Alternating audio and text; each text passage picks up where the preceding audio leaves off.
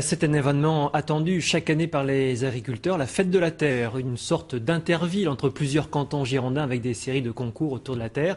Bonjour Delphine Mallet. Bonjour. Vous êtes vice-présidente des jeunes agriculteurs de Gironde. Alors ce concours, cette fête se passe dimanche à Cours-de-Montségur. On en parle précisément avant de voir quelle est aujourd'hui la situation des agriculteurs après les effets de la sécheresse. Donc un mot tout d'abord sur cette fête.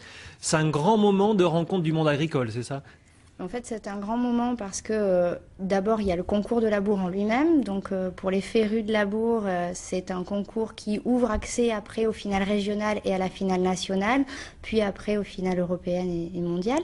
Il s'agit de faire le plus beau sillon, c'est ça sur le sur plus la terre. rectiligne. Il faut que les buts soient le plus homogène possible et quel que soit le type de sol. Donc c'est ça la difficulté, puisque comme on tourne tous les ans sur le département, le sol varie suivant le secteur où on le fait. D'accord. Et puis autour de cela, on peut discuter avec les agriculteurs donc des sujets d'actualité, mais aussi de leur production. Et puis il y a aussi des jeux pour les enfants et chez nous, la course de tracteur tondeuse cross. D'accord.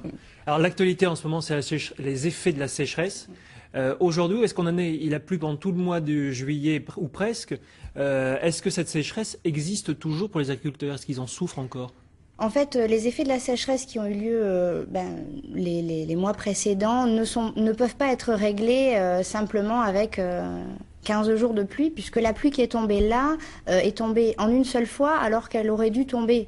Dans l'idéal, il faudrait qu'elle tombe en plusieurs fois et de manière beaucoup plus homogène et en plus petite quantité à chaque fois. Ce qui fait que là, il y a eu des problèmes de semis déjà, oui, de levée de semis, et puis ensuite, également pour les fourrages, pour récolter, c'est pas toujours évident. Donc ces fourrages manquent toujours. C'est difficile de les acheminer notamment. C'est surtout un problème d'acheminement.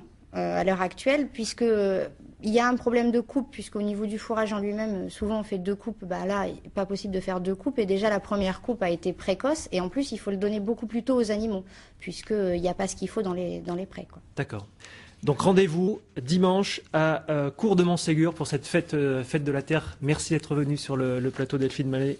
Merci bien.